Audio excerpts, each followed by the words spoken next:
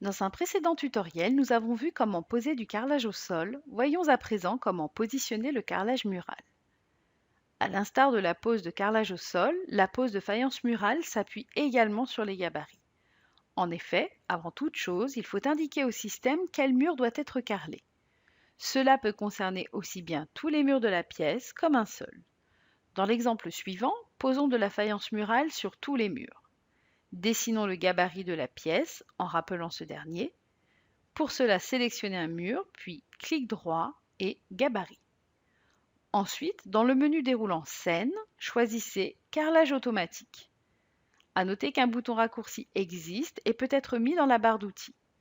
À ce sujet, n'hésitez pas à consulter notre tutoriel Personnalisation de la barre d'outils. Une fenêtre s'ouvre qui va vous permettre de choisir et de disposer la faïence murale. Commençons par cliquer sur Ajouter au-dessus afin de créer une nouvelle ligne. En parallèle, nous utiliserons le catalogue standard @carrelage non chiffrable. Choisissons la faïence murale avec laquelle nous souhaitons travailler. Nous pouvons à cette étape modifier les dimensions du carreau, par exemple 400 par 200. Ensuite, faites glisser le carreau dans la ligne vierge comme ceci.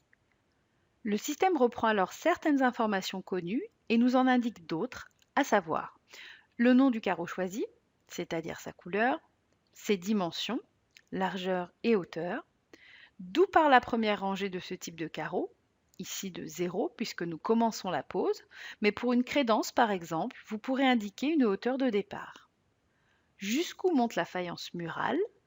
Par défaut, le système reprend la hauteur du carreau, mais vous pouvez tout à fait indiquer une hauteur de fin, c'est-à-dire la hauteur maximale qui doit être carrelée. La référence choisie pour la pose, c'est-à-dire en partant du bas vers le haut ou du haut vers le bas, la hauteur totale couverte par ce type de faïence, le nombre de rangées de carreaux désiré. Ici, soit vous choisissez le nombre de rangées, ou bien vous pouvez choisir la hauteur maximale comme vu précédemment. Pour notre exemple, indiquons 6 rangées. Et enfin, l'angle de pose de la faïence, vertical, horizontal ou en diagonale. En cliquant sur Ajouter au-dessus, vous créez une nouvelle ligne qui vous permet de renseigner un autre type de carreau, idéal par exemple pour insérer une frise. Dans notre exemple, ajoutons un autre type de carrelage que nous sélectionnerons dans le catalogue @carrelage non chiffrable. Modifions les dimensions, puis glissons-la dans la fenêtre de pose du carrelage automatique. Pour celui-ci, choisissons une pose verticale et indiquons une fin à 2500. Nous avons maintenant deux lignes de créer car deux types de carreaux différents. Nous pouvons à présent cliquer sur Poser et observer le résultat. Vous noterez que le logiciel a automatiquement géré les découpes de portes et de fenêtres. Vous pouvez à tout moment changer la faïence murale en retournant dans la fenêtre de pose du carrelage automatique. À noter que vous pouvez également utiliser cette fonction pour poser des plaintes dans votre projet.